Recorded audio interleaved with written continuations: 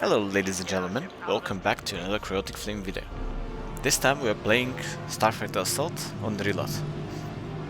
And this match is kinda special because it's on Monday, and on Monday there are instant respawns. So instead of cooldown after dying, you can respawn immediately. Which means the attacking team loses tickets as crazy.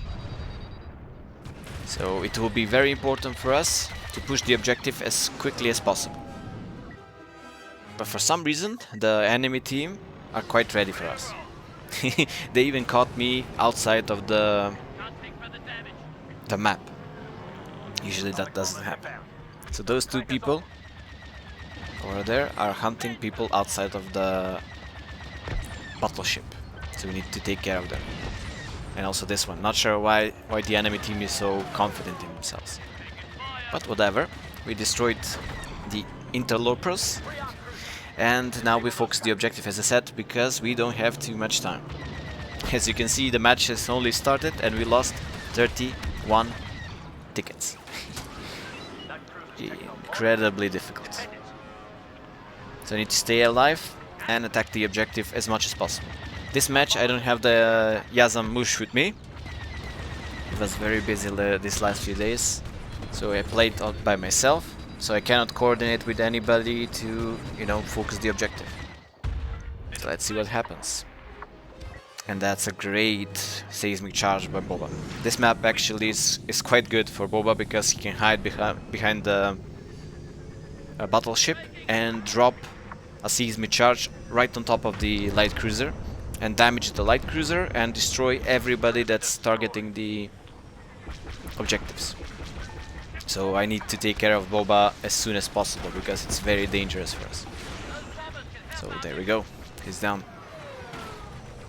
So of course for pushing objectives the bombers is the best, but if you get targeted like this you pretty much have no way to run. As you can see we are spawning immediately, but because of that our teammates are spawning and dying and losing lives. But it is what it is. And there's some courageous enemies that are attacking us in our spawn, which it's best to be taken care of. Not sure what killed him. I didn't get an assist. Probably the light cruiser killed him, the turrets.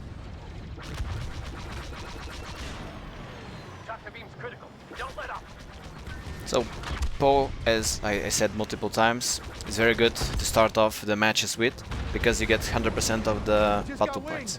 And Poe is actually one of the better heroes out there. Probably top 3, I would say. Behind Kylo and maybe Luke. But overall he's amazing.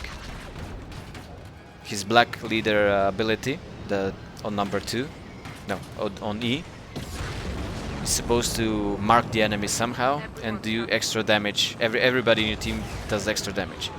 The afterburners on 2, you cannot fire when you use them, but you fly extremely fast, and it's pretty much a quick cooldown. The Q ability is of course repair from BB-8, as you see here, and Dion, the F ability is dual ion torpedoes. It's probably not ion torpedoes, just dual proton torpedoes. So the enemies in this match are quite capable, as it seems. We pushed the objective off, and they are still going strong in this area, which is not really common. Usually when we push the objective, they are gone. This game in particular is quite good.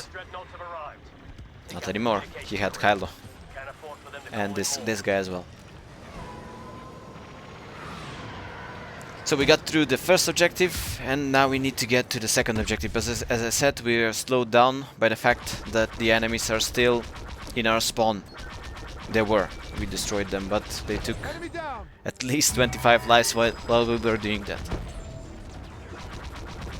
So I usually like to take care of these turrets if I have the chance, but there are too many enemies, so I need to slow them down and then focus the objective because, as I said, we are losing too many lives. at least you need to take care of to destroy the heroes, especially if in the hands of better players.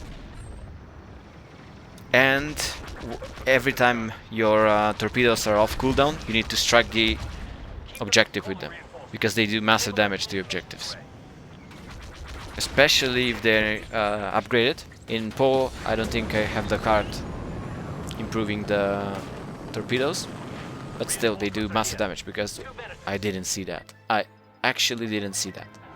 That was pitiful. So this time I'm spawning with Luke. Luke, in my opinion, is better than PoE, but not by much. He has better maneuverability, a little bit better damage, better healing, better F ability. The two torpedoes there are better guided by Obi-Wan, the Holy Ghost of Obi-Wan. But he hasn't got the afterburner, which is sometimes crucial to run away from enemies and dodge missiles and so on. And we lost Luke. I think that was Vader? Probably, yes. Either Vader or Iden Versio. But despite that, we need to definitely focus the objective, because we have only 50 lives left. There is the objective. And 30% of the objective health. And the generators in the back are much more difficult to strike, because we are basically visible from their own spawn point. So you can see here, the F ability does huge damage to it. So yes, it was Vader previously. That's the same guy that killed me. Heal someone down? Yes. Good assist. But in the meantime, while I was chasing that Vader guy, we lost all the tickets. It's such a crazy, difficult thing to do, attacking with an instant response, especially in a full lobby. And yep, it was very, very difficult for us, and we almost had the second objective, but we had no chance with the third objective. So that's why I'm going to show you now the defensive side. This is immediately after the match, so the people in the lobby were basically the same. So let's see how they like it on the attacking side then. So for the defending side, I usually start off with the fighter, because it can do huge damage to the light cruiser and gather a lot of points with destroying of the turrets. And so there's somebody targeting me immediately. So these guys are very capable, the enemies. And they have huge amounts of bombers, because they saw how quickly we lost lives, so they don't want to make the same mistake as we did. But we have the advantage. As you saw, we were losing so many lives so quickly on the attacking side, so I expect them to do the same. Currently, as you can see, there is nobody attacking the objective. They did 13% damage, but there is nobody here now. There are two people coming in, and we will hunt them. There's one. Where's the second one? Somebody else got them, I guess. So of course the light cruiser is quite important to be taken out as quickly as possible, because it's cover for them, and they also lose 15 or 20 lives. I'm not sure how many lives they're losing when we destroy them, the cruisers. So far they're keeping up. It's quite close. They taken out 44%, while we've taken out about 60 of their lives. But they're starting to lose more and more lives, especially when we take out the cruiser. There's no place to hide for them. But they're doing great job for because they're selecting bombers and high diving or low diving the objectives. There's no available heroes, because it's instant respawn. Somebody, as soon as some hero dies, it can respawn immediately. So at the moment we are in the lead, because we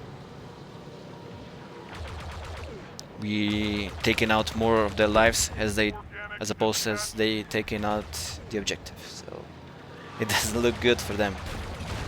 Another important thing, of course, is destroying the AI bombers, because they do massive damage to the objective. And they also, I think it's 2 or 3 lives when you destroy them. The enemy loses 2 or 3 tickets. The droid fighters is quite versatile. It has the afterburner, the barrage, and energy torpedo, which is somewhere in the midpoint between concussion missiles and the proton torpedoes. It's a little bit faster than the torpedoes, but it does a little bit less damage. But it's a good trade-off. It's a very agile weapon.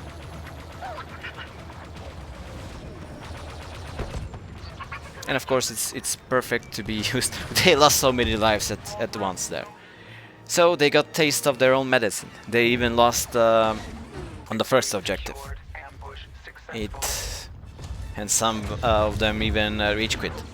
So that's it. It's a little bit imbalanced when playing on instant response, so I tend to avoid it. Thank you guys so much for watching. See you tomorrow. Bye bye.